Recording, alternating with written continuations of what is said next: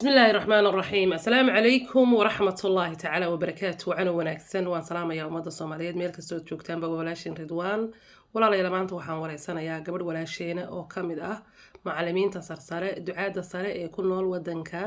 Kenya magaalada Garissa walaasheen Xaawo Aadan Shiil ayaan rabaa wax yar oo kooban inay kelmado muhiim aan u arko inay noo soo jeediso maxaa igu kalifay group baan walaasheen ku wada jiraa codad bay maaragtay ilaa shalay la isweydaarsanayay macallimiin badan baa halkaa ku jira gabdho Soomaaliyeed oo aqoon-yahan ku jira oo aad u dhisan oo raba bulshada Soomaaliyeed inay cilmigooda wixii awoodi karaan dhan kastaba ay ugu deeqaan waana group dhowr ah oo isku jira Xaawa marka u horeysa aan isleeyahay galabta aad wareysatid wareysi yar oo kooban oo ku saabsan koriinshaha ilmaha marka uu yar yahay iyo marka la geeyo waxbarashada dugsiga hoose dhexe Xaawa walaal ku soo dhawow nooga waran arrintii ku saabsanayd koriinshaha caruurta ilaa 5 jir iyo hooyada waxa looga baahan yahay ku soo dhawow walaal رضا والله ما سنتهي خير ربنا الله كسيو وانو هاي وحاوية ساد مقليسينا عن كهذا الله يمرك ورئيسي عرورتا ومعلمين بدنياشا معلم كواد والدك خاصة هو يدا سأن كان وياي معلم كواد ووالدك والدك المها للي وانا عرورتا لكن قاب كان ولا رقم لهي تعامل كود يصير كل لهين يبغى فرح وهبي صح ay ka fogtahay cabsi iyo ciil iyo dib loo geysto aad uma naqaano waxaan rabaa marka ana runtii aad uga xumaada ilmihii yaraa maalintu hadal barto ama hooyada fahmo ama uu talaabo qaado in lagu barbaariyo canaan iyo gurre iyo dil waliba subhanallah iyadoo waalidkaasi ay insan yahay haddii aan la garaacin niba inuu ka fahmay sababtan waxaa weeye in wax kala duwan waalidka uu garanta amul kale uu yaqaano ilmaha uu ku xakameyn karo ama uu ku soo jiidan karo ama uu ku cadaadin karo yaaba iska yar ma yaqaanaan inta badan ma tareen gareysan runtii marka loo kaco ma tareen gareysan halka ilmaheeni waxay ku koraan iyagoo un cabsan haya oo codkoodii una marka cabsan ma cod kar ma noqdo uu cabsanaya markuu cabsanayo waxa weeyaan isku ma kalsoonaanay adigana kugu kalsoonaanay waalidka waxaan marka aan aad u booriyaa oo jecel asal ilmaha in laga daayo garaaca in laga daayo hooyadana ay qaadato tareenin ah iyadoo qaraacayna ilmaheeda baari u noqdo oo uu maqlo macallinkii koowaad marka waxa kala soo kulmaya garaac iyo canaan iyo cabsi wuxuu u soo gudbayaa macallinkii labaad ama dugsigii ama iskuulkii ayuu soo gudbaya dugsiga markuu soo gudbo isaga u dheer baa u sii suran maxaa yeelay ilmaha laftiisa hadii la qaraacin quraanka ma baranay sababta wuxuu ku soo barbaaray isagoo la qaraaci markii wax qabto wax wanaagsan uu sameeyo la dooniba waxaan runtii isku meel galaynin cabsi iyo naxariis isku meel ma galaan cabsi iyo naxariis isku meel ma galaan isku meel ma galaan rasuulka alayhi salaatu wasalaam baa isku meel gelin lahaa waa run wax cadaadin lahaa haday isku meel galaan dhaqankiisina ma ahayn inuu wax dilo rasuulku wuxuu banay alayhi salaatu wasalaam darbi qeyr uu baraxalo darbi ama ul garaacan wax dhaawacayna wax jaraaxaynaynin wax iska yar una cabsiis ah oo aan naf lahayn ilmaha marada korkeeda in looga dhufto intaas isaga cabsanba iyaga laakiin haddii inta baru kala qaado xanuun la xanuujiyo ilaa uu xanuunsado wax ma maqlayo marka waa tarbiyad xumo sida ku hartan runtii adag tahayba ilaa in hooyooyinka wacyigelin badan la sii mooyaane nacam walaal aad baad mahadsan tahay waxyaalaha sababta hadda igu kalifay inagoo in badan ka wada hadalay inaynu bulshadeena wacyigelin ballaaran la siiyo oon u arko groupkii ugu horeeyay ee cilmi noocaas ah aad inaad tihiin maadi iyo diiniba isku bartay at the same time na kalsoonidiinu dhisan tahay rabana mar dhow inay hawada soo galaan oo dadkooda u faa'iideeyaan oo taada qofkii u horeeyay aan wareysto waxyaalaha igu horeeyay maanta damqay baa waxay tahay waxaad tiri xataa kuwa gaalada la jooga dilka gaaladun bay kaga cabsanayaan koriinshihii kala maqan ayaa tiri waana run taa naftirkeeda marti baa la idinka yahay groupkeena hadda dhowr iyo 20 baynu sii maraynaa oon ku soo daray waliba raggeena Soomaaliyeedta aqoonta leh wax fahansan aaminsaneen dilka waxaad kaloo walaal aad tiri ardaydaadu waa imsa Xaaway ardaydaadu wax bartay hadda hayso markii la yiraahdo caruur yar yar waxaan hayaa meel 9 يميل كنتون إيشان والله ميرات كلا هي وده شن سديت توصل وحي كيار هي in ka badan 400 oo ruuxna waa dad waaweyn dad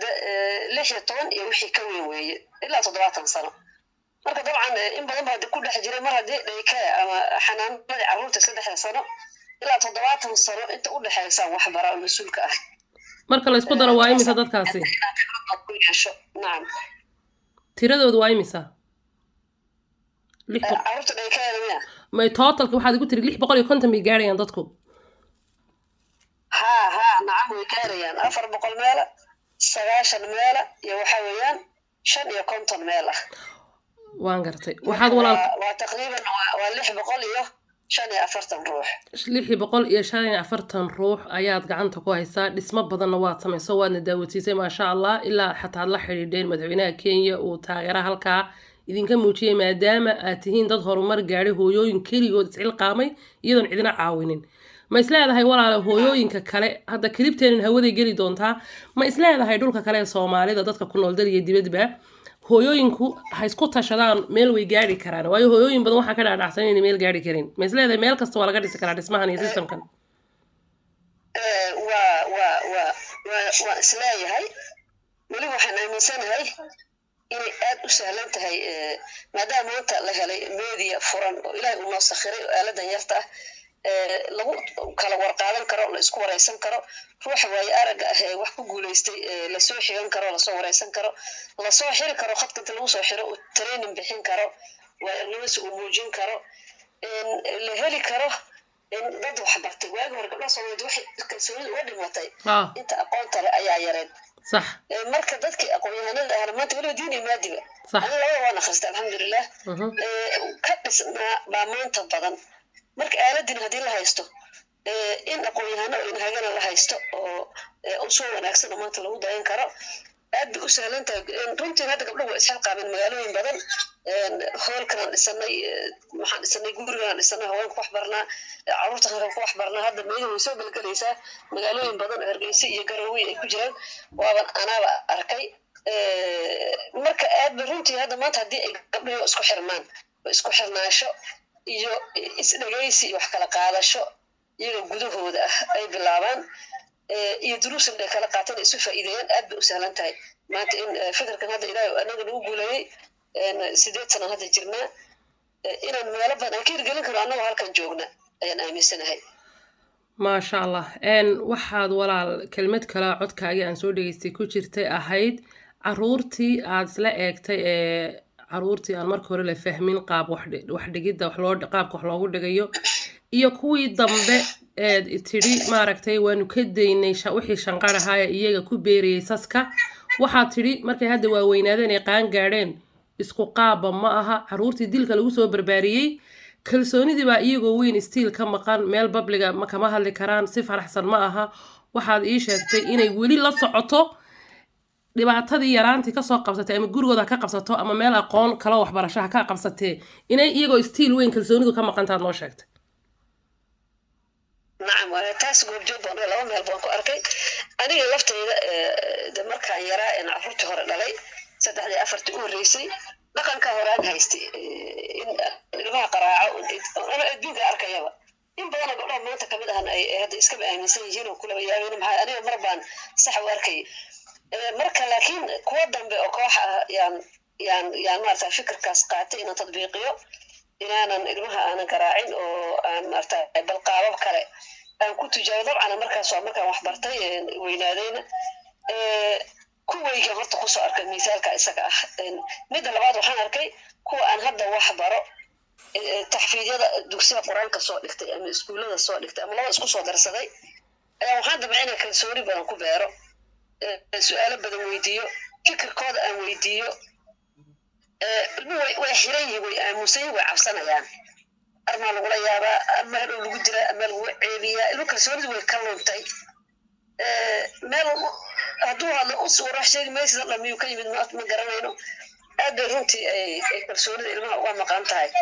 marka labada tijaabo kuwan dhalayna waanu si soo miisaamay oo waan arkay marka hadda waxay weydiisanayaan kuwii hore iyo kuwan dambe isku si wax ima weydiistaan isku si ilama sheekaystaan kuwii hore wali way cabsanayaan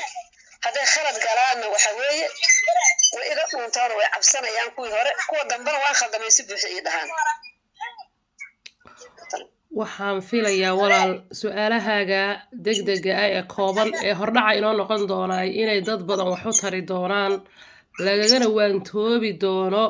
dagaal iyo qaylo hadduu yahay macallin wax dhiga iyo hadduu yahay barbaariye waalid oo wax koriya in laga gudbo canaanta qaylada iyo la yaabidda aad bay muhiim u tahay xanuunada loo taag waayey ee faraha badan ee camalkan khilaafka ana waxay u badan tahay inuu halkaa ka unkamay waynu iswaraysan doonaa walaal xaawo aadan shiil aad baad u mahadsan tahay iyo soo noqod wanaagsan jazaakum allah khayran adaa mudan walaal adaa mudan shukran